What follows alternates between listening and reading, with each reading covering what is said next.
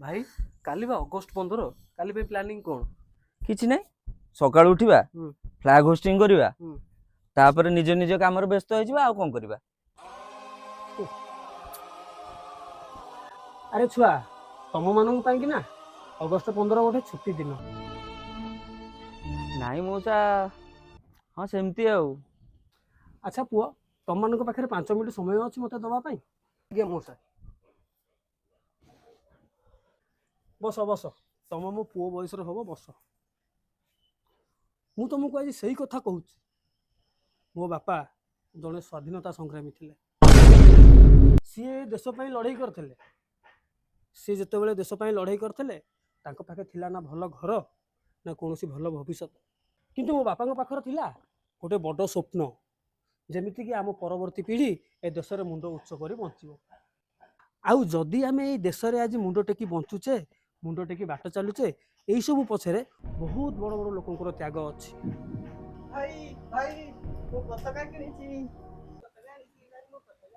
ଆରେ କାହିଁ ପଇସା ଦେଇକି ସେ ପତାକା ଆଣିଲୁ କହିଲୁ? ଆଜି ୟୁଜ ହବ, କାଲି ପୁଣି ଫପଡ଼ା ହବ। ଭାଇ ଇଏ ସାଧାରଣ କପଡ଼ା ନୁହେଁ, ଏଇ ତିରଙ୍ଗାରେ ଆମ ଦେଶର ଗର୍ବ ଅଛି। ଏଇ ପତାକାରେ ଆମ ବୀରମାନଙ୍କର ତ୍ୟାଗ ଅଛି।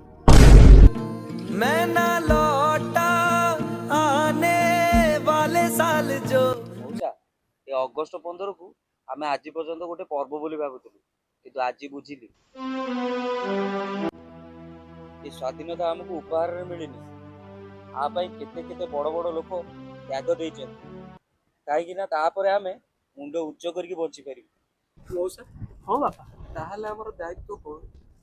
ତୁମର ଦାୟିତ୍ୱ କେବଳ ହେଲା ଏତିକି, ଦେଶ ପାଇଁ ଭଲ କରିବାକୁ ହେଲେ ନିଜର କର୍ମକୁ ସଚୋଟରେ କରିବା, ମନୁଷ୍ୟମାନଙ୍କୁ ସମ୍ମାନ ଦେବା, କେବେ କାହାକୁ ମିଛ ନ କହିବା, ଆଉ ନିଜର କର୍ମ ସବୁବେଳେ ଭଲ କର୍ମ କରିବା।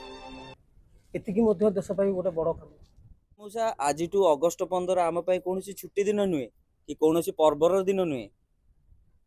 ଏହା ଏହା ଆମକୁ ସ୍ୱାଧୀନତାର ମୂଲ୍ୟ ମନେ ପକାଇବାର ଦିନ।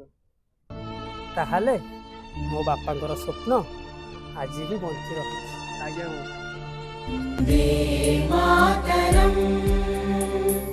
वन्दे मातरं सुजलां सुफलां मलयज शीतलाम्